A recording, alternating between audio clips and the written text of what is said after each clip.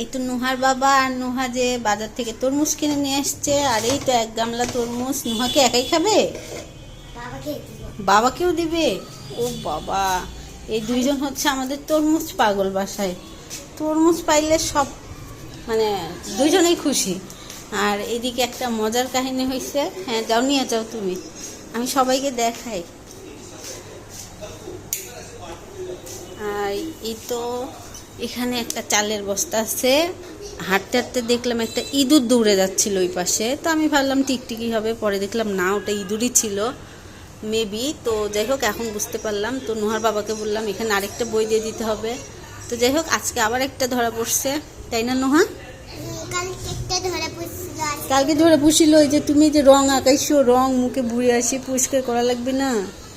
যাও, হাত ধো, হাত ধো, তরমুজ খাও। আমি হাত ধুইছি।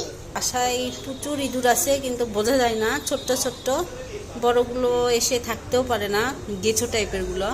কারণ বাসা অনেকটা ফাঁকা ফাঁকা, সবাই তো জানেনি, বেশিরভাগই ফাঁকাই রাখি। তো এই তো তো যখন ভাবি যে এটা ইঁদুর হতে পারে, তো তখন সেখানে বই রেখে দিই। আর নুহা বলে যে ইঁদুর অনেক কষ্ট পাচ্ছে, কিন্তু করার কিচ্ছু নাই।